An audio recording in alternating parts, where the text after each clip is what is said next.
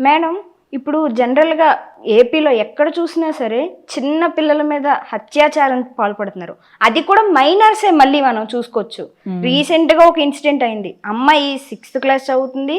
మళ్ళీ ఆ అమ్మాయిని పాడు చేసిన వాళ్ళు కూడా మైనర్సే. చాలా చిన్న పిల్లలు. అంటే సెక్సువల్ అవియన్స్ వాళ్ళకి సరిగ్గా తెలీదు కూడా. ఆ ఫీలింగ్స్ ఎలా ఉంటాయనేది కూడా వాళ్ళకి సరిగ్గా తెలీదు. ఆ ఏజ్ కాదు. ఆ ఏజ్ కూడా కాదు.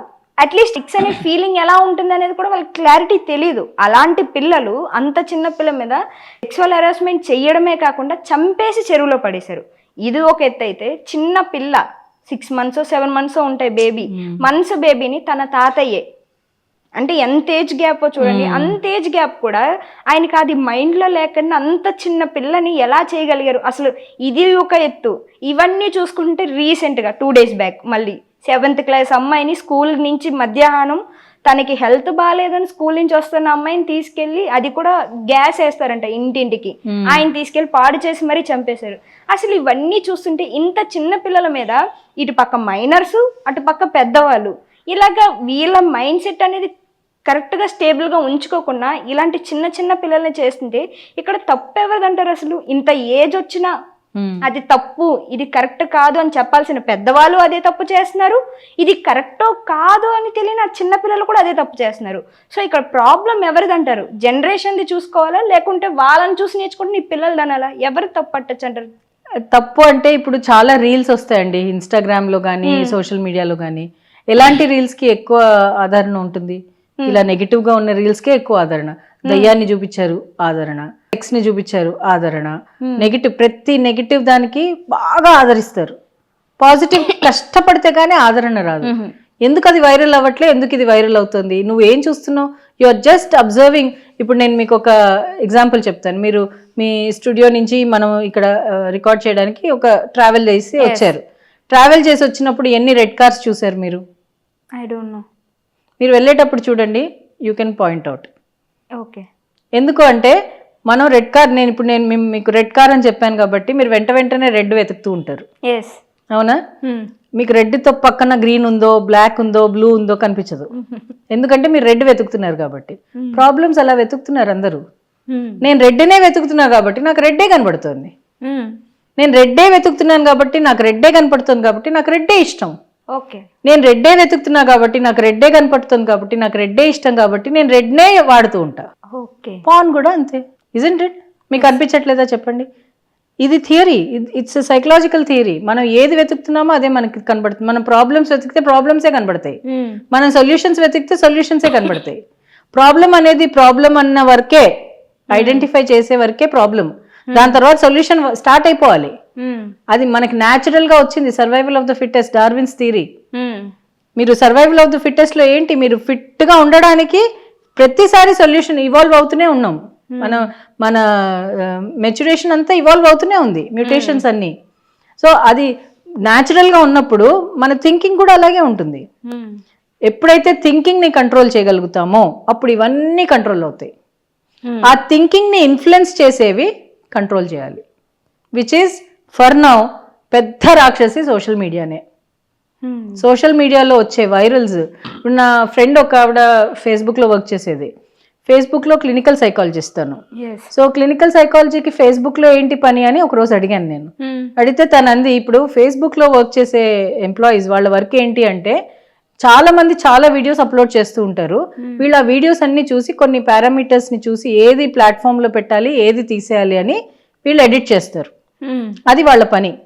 అయితే వాళ్ళకి ఎంత ట్రామా వచ్చేదట, కళ్ళు తిరిగి పడిపోయేవారట, అంత యాంగ్జైటీ ఫీల్ అయ్యేవారు అవి చూసి.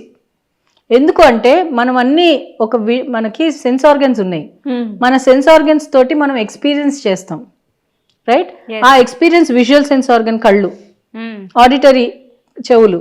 కళ్ళు చెవులు చూస్తున్నవి మనం ఎక్స్పీరియన్స్ చేస్తూ ఉన్నప్పుడు దాని గురించి మనం ఆలోచిస్తూ ఉంటాం. మన థింకింగ్ కూడా అటే వెళ్తుంది. ఇవన్నీ అవుతున్నప్పుడు మరి అంత ఉద్రేకం వస్తుంది కదా. ఆ ఉద్రేకాన్ని ఏం చేయాలో అర్థం కావట్లేదు వాళ్ళకి. సో అవైలబుల్గా ఎవరు ఈజీగా ఉన్నారు? ఇప్పుడు పులి ఎలాగైతే చాలా మినిమల్గా ఉన్న జంతువుని పట్టుకుంటుందో వీళ్ళు అలాగే చేస్తున్నారు. అవైలబుల్గా ఉంది, చలో అయిపోయింది. చేసిన తర్వాత గిల్ట్. ఏం చేయాలి? చంపి పడేయి, అయిపోయింది. ఎందుకు? ప్రతి మూవీస్లో చూపిస్తున్నది ఇదే. చంపడం ఎంత బాగా ఉంటుందో, ఎంత ఈజీగా ఉంటుందో ఎక్కడన్నా మీరు గూగుల్లో ఓపెన్ చేయండి, టక ఇన్ని వీడియోలు వస్తాయి. వాటితో ఉన్న ఎగ్జైట్మెంట్ అంతా చూపిస్తారు వాళ్ళు. మీరు వాడు ఎందుకు కంటెంట్ క్రియేట్ చేస్తున్నాడు, వాడికి ఎందుకు వైరల్ అవుతోంది, వాడు వెనకాల దాని మోటివ్ ఏంటి, అదంతా మీరు ఆలోచించట్లే. ఏది కనపడుతుందో అదే చూస్తున్నాం. అబ్బా వీడు ఇంత ఎగ్జైట్ అయ్యాడంటే నేను కూడా అంతే ఎగ్జైట్ అవ్వచ్చు అనే ఆలోచనతోటే వీళ్ళు చేస్తున్నారు. చేసిన తర్వాత మేబీ వాళ్ళకి అది అలవాటుగా ఉండకపోవచ్చు, అదొక తప్పు అయిన తర్వాత ఏం చేస్తారు, గిల్టీ ఫీల్ అవుతారు.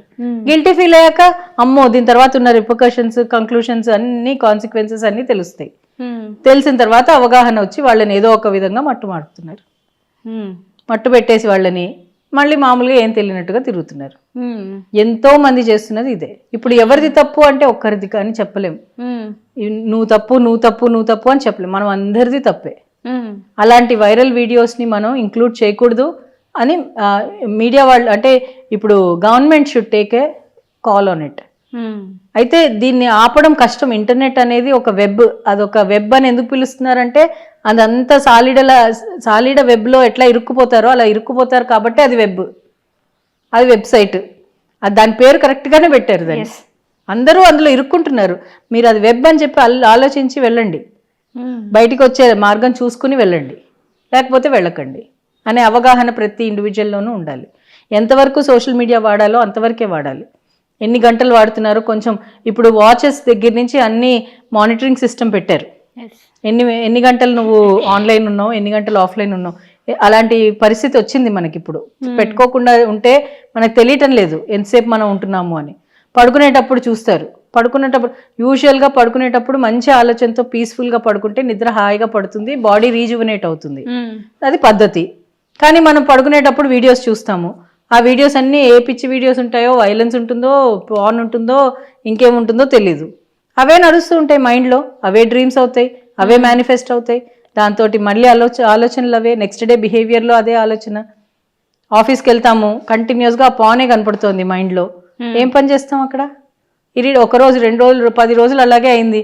11th డే నీకు ఫ్రస్ట్రేషన్ వస్తుంది, ఏదో ఒకటి చేయాలనిపిస్తుంది, చేస్తావు. ఇది పరిస్థితి. ఇప్పుడు ఎవరిది తప్పని నేను చెప్పగలుగుతాను? మన అందరము ఇంక్లూడ్ అయి ఉన్నాం దాంట్లో, ప్రతి దాంట్లోనూ. ఇప్పుడు బాగా నాకు చాలా ఇష్టం ఫుడ్, నేను తింటూనే ఉన్నాను అనుకోండి, నాకేమవుతుంది, పేలిపోతాను ఎక్కడో అక్కడ, ఒబేస్ అయిపోయి ఏదో ఒక ప్రాబ్లం అవుతుంది. ఏది ఎంత మంచి అయినా ఎంత చెడైనా ఎక్కువ చేయకూడదు దాన్ని.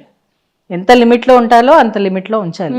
ఆ లిమిట్స్, ఆ బౌండరీస్ తెలుసుకోనన్ని రోజులు ఇలాంటి ఘటనలు జరుగుతూనే ఉంటాయి. మేడం, ఇదంతా ఒకటి పక్కన పెడదాం. అయితే ఇప్పుడు ప్రెసెంట్ ఇంత ఇలా జరుగుతుంది, చిన్నపిల్లల మీద ఇంత మరీ విచ్చలవిడిగా బిహేవ్ చేస్తున్నారు, ఇంత దారుణంగా ఉన్నది అనేది ఇది విషయాన్ని పక్కన పెట్టేసి సొసైటీ కూడా దీన్ని పక్కకి నెట్టేసింది. చిన్నపిల్లలకి ఏమవుతుంది, చిన్నపిల్లల మీద ఏ విధంగా బిహేవ్ చేస్తున్నారు, ఇది కరెక్టా రాంగా, దీని గురించి మన పిల్లలకు మనమేం నేర్పుదాం, ఇది పక్కన పెట్టేసి పేరెంట్స్ అవ్వచ్చు, చుట్టూ ఉన్న జనరేషన్ అవ్వచ్చు, మన పీపుల్స్ కూడా అవ్వచ్చు, ఇంకా మన రాజకీయ నాయకులు కూడా అవ్వచ్చు, వీళ్ళందరిది తప్పుంది. ఏంటి అంటే ఇంత పెద్ద ఇష్యూని పక్కన పెట్టుకొని దీన్ని పక్కకు నెట్టేసి ఎవరో అక్రమ సంబంధాలు అంటూ వాటిని తీసుకొచ్చి వాటిని ముందుకు నెట్టుతూ వాటిని పుష్ చేస్తున్నారు. ఇది జరుగుతుంది, ఇది అక్రమ సంబంధం, వాళ్ళతో వీళ్ళకుంది, వీళ్ళతో వాళ్ళకుంది అని దీని గురించి మాట్లాడుతున్నారు తప్పితే చిన్నపిల్లల మీద చిన్నపిల్లలు ఇలా బిహేవ్ చేస్తున్నారు, ఇది తప్పు, ఇది సొసైటీ తప్పు పడతామా, లేకుంటే మన ఇంట్లో ఉన్న పేరెంట్స్ తప్పు పడతామా, లేకపోతే అసలు ప్రెజెంట్ ప్రపంచంలో ఎక్కడేం జరుగుతున్నా దాన్ని టెలివిజన్ చేసి చూపించేది న్యూస్. సో ఇక్కడ తప్పు పట్టేది న్యూస్ ఛానల్స్ని తప్పు పడుతున్నామా? ఎవరిని తప్పు పట్టాలంటారు అసలు? లేదా ఇవన్నీ మనం ఎంత బయటకు మాట్లాడదామా అన్నా సరే రాజకీయ నాయకులు ఒకదాని మీద నుంచి ఇంకో దానికి మార్చుతున్నారు కాబట్టి వాళ్ళది తప్పని వాళ్ళ మీద తోసేస్తామా? అసలు ఎవరు తప్పు పట్టాలంటారు? ఇది నాకు వస్తున్న జనరల్ క్వశ్చన్ ఇది అసలు. అవును, తప్పు పట్టడం అంటే ఇప్పుడు ఫర్ ఎగ్జాంపుల్ ఆ రాజకీయ నాయకుడికి ఏం మోటివ్ ఉందో అనే క్రిటికల్ థింకింగ్ అనేది ప్రతి ఇండివిజువల్ లో ఉండాలి. ఇప్పుడు ఒక న్యూస్ బయటకు వచ్చిందండి, ఆ న్యూస్ గురించి 10 మంది చూస్తేనే అది వైరల్ అవుతుంది, అవునా కదా? అక్రమ సంబంధం గురించి వైరల్ అవుతోంది, అది వాళ్ళు వెతుకుతున్నారు, వాళ్ళు అన్నిసార్లు క్లిక్ చేస్తున్నారు, అన్ని వ్యూస్ పెరుగుతున్నాయి. కానీ ఈ పిల్లలకి ఇలా అయింది అని చెప్పి స్పందించే వాళ్ళు ఎంతమంది ఉన్నారు? ఇవి ఎప్పుడు అయ్యేవే, లైట్ తీసుకో, ఇదేంటో ఇంట్రెస్టింగ్గా ఉంది అని ఇందులో చూస్తారే తప్ప, అంటే ఎల్లో జర్నలిజం అని ఒకప్పుడు ఉండేది ఈ మాట, ఇప్పుడు ఉందో లేదో నాకు తెలీదు. మా ఫాదర్ జర్నలిస్ట్, నేను జర్నలిస్ట్ ఫ్యామిలీ నుంచి వచ్చాను కాబట్టి నేను చెప్పగలుగుతున్నా. ఒకప్పుడు ఇలాంటివన్నీ సెన్సేషనల్ న్యూస్ అనేది తప్పు. సెన్సేషనల్గా చేయకూడదు, న్యూస్ని న్యూస్ లాగా పెట్టాలి అంతే. అలా ఉండేది. మా చిన్నప్పుడు మా నాన్న అలా చెప్పేవారు మాకు, అలా ఉండాలి, న్యూస్ పేపర్స్ అలా వర్క్ చేస్తూ ఉంటాయి అని. ఇప్పుడు అలా లేదండి. ఇప్పుడు ఏది వైరల్ అయితే అది పట్టుకోవాలి, ఏది వైరల్ అయితే దాని గురించే మాట్లాడాలి. ఎందుకు అది వైరల్ అవుతుంది, ఎవరి మోటివ్స్ ఏమున్నాయి. ఇప్పుడు మరి ఫర్ ఎగ్జాంపుల్ సోషల్ మీడియాలో మీ పర్టికులర్ టాపిక్ పైకి రావాలి అంటే సోషల్ ఇంజిన్ ఆప్టిమైజేషన్ అంటారు, SEO. సో ఈ ఆప్టిమైజేషన్ని అందరూ చేస్తున్నారు, ఇది వైరల్ అవ్వాలి, సో నేను ఆప్టిమైజ్ చేసుకుంటా దాని గురించే మాట్లాడతా, దాని గురించే ఎక్కువగా ఇవి చేస్తూ ఉంటా. అలాంటప్పుడు ఏమవుతుంది, ఇవే అది సోషల్ మీడియాలో వైరల్ అవుతూ అవే జరుగుతూ ఉంటాయి వాటిల్లో, కానీ వేరే ఇష్యూస్ వేరే వాటి గురించి మాట్లాడరు. అప్పుడు ఈ రాజకీయాల వాళ్ళది తప్ప, న్యూస్ ఛానల్స్ వాళ్ళది తప్ప, ఇండివిజువల్స్ తప్ప అంటే ఎవరి మోటివ్స్ వాళ్ళవి. నాకు యాజ్ ఎ రాజకీయ నాయకుడిలాగా నాకు ఇది కావాలి, సో నేను ఇది వైరల్ చేస్తా. లేకపోతే నేను ఇండివిజువల్గా నాకు ఇది ఇష్టము, సో నేను ఇది వైరల్ చేస్తున్నాను అని చూసేవాళ్ళు అంతమంది వాళ్ళు అవే చూస్తున్నారు కాబట్టి అదే నడుస్తుంది. సో తప్పు అనేది మీరు ఏంటి మీ issues, what are you fighting for, pick your fights అంటారు అందుకే. So pick your news. మనమందరం కూడా యాజ్ ఎ సొసైటీ మనం ఒక అవగాహనను తెలుసుకుని రెస్పాన్సిబుల్గా వీటిని తీసుకోవాలి. న్యూస్ని న్యూస్ లాగా తీసుకోవాలి, దాన్ని వైరల్ చేయకుండా దాని గురించి మళ్ళీ అవగాహన, దాని కింద కమెంట్స్ వస్తాయి, బోల్డ్ అని కమెంట్స్. అది ఎంత ఇరిటేటింగ్గా ఉంటాయో కొన్ని కమెంట్స్ అయితే నిజంగా. ఏంటి వాళ్ళకంటూ పర్సనల్ లైఫ్ అంటూ ఉండదా, ఇంత బద్దకస్తుల వీళ్ళు అని అనిపిస్తుంటుంది అప్పుడప్పుడు నాకు. వాళ్ళకి ఇంకేం పని ఉండదేమో, ఇది ఒకటే పనేమో అనిపిస్తుంటుంది. సో వీళ్ళకి యాక్చువల్గా డైవర్ట్ అవ్వాలి.